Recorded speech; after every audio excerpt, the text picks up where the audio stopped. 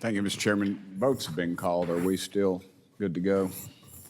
If you would be more comfortable coming back here after the vote, we can hold until then. I can give you your 5 minutes then. Either way. Okay, there's still time. Progress. Mr. Malinowski, it's good seeing you, brother. I miss your receiving abilities on the football field. I can still play on the football team. You know, Yes, you can. Well, but with all those pros, they don't ever throw to people like me and you anyway. So anyway. I think you caught a couple. Well, I'm incredibly gifted. Thank you for noticing. Mr. Richardson, I appreciate all y'all being here and all the usual stuff we say. Can you explain how too much money in foreign aid can be a bad thing?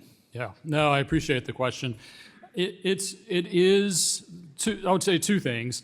One, you always want to look at the outcomes rather than the inputs, which is the money going into the system. Not every program is designed for the same impact. Not every sector will have the same level of impact that is directed to the national security interest of the United States. When it comes to the pure dollars in, what you find is that we have both grant officers and contracting officers who are actually doing the hard work of crafting the right grant agreement or the right contracting agreement or the right cooperative agreement. And if you have too much money into the system, you're overburdening those contracting officials, and so that results in less quality and less focus. The other part of this is that from a foreign assistance perspective, you really want to cut out the German manager or the British NGO that is managing your resources. You want to put the money as close to the recipient as possible. It's called localization. That's really hard. You have to find local actors. So it takes longer and it's more labor intensive, and you probably can't put as much money into the system, but you ultimately will have a better impact at the end of the day.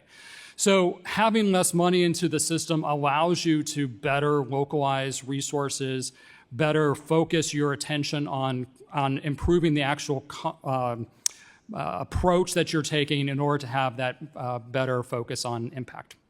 Thank you for that answer. I would remind you that John sitting behind me, apparently you hired him. I brought John to Washington, hired him in his first job. It's great to see you. He's not much to look at, but he does a pretty good job. He's a good Kansan. I've had a couple of good ones in that position. One of them was over there, but he's left too. What needs to change culturally, I think, at the State Department? USAID, we hear a lot of talk about that and just cutting it out for foreign aid to be more effective. And I want to put in there, too, that how do we keep foreign aid from getting to our enemies? I've had State Department people here before, and they've told me that 100% we cannot guarantee that some of that money is not getting to our enemies. Yeah, like the vetting question is really serious. I mean, where we actually are vetting both people and organizations that implement our foreign assistance, making sure that they are trusted individuals. We do that on a very limited basis, focused on very specific regions in the world. And we do it almost exclusively focused on terrorism concerns rather than transnational concerns, criminal enterprises.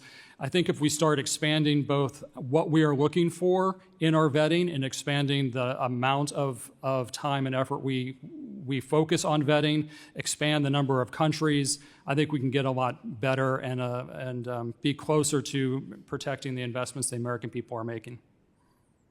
Okay. Make sure I've not gone. I'm good. You got any recommendations, any of the further recommendations that we could follow up with, maybe in legislation or otherwise, to ensure that would happen? Yeah, I think that, we have to take this stuff, the impact assessment, very seriously. We have a logic model whenever we do any type of foreign assistance work that the money that we put into this program will result in this type of outcome. But we rarely actually track as to whether that actually happens. And often when we do track whether it happens, it's not true. The great example is greater economic assistance programs in Central America. The theory was if we put more money into economic assistance programs, that will keep people from migrating to the north. Turns out we made them just a little bit less poor, which allowed them to have better ability to pay for somebody to go to the north. So it had the exact opposite.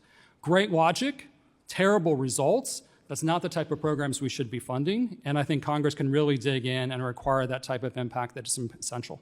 We run out of time, and I want to thank y'all. Tom, miss seeing you, brother, but it just kind of reminds me, my mama was a school teacher, and the last 10 years of her teaching career, she taught at a historically black college, and they had a saying, they don't want a handout, just a hand up. And I think that's something that we should take to heart, because it just seems that we are missing the boat on this thing. And I think we're going to, long term, we're going to hurt ourselves, because people are getting tired of just hearing about the misuse and the people that are abusing, specifically UN, things like that. So thank you all very much. So we're well into a vote series here. As long as you all can hold on for us, we would fully intend to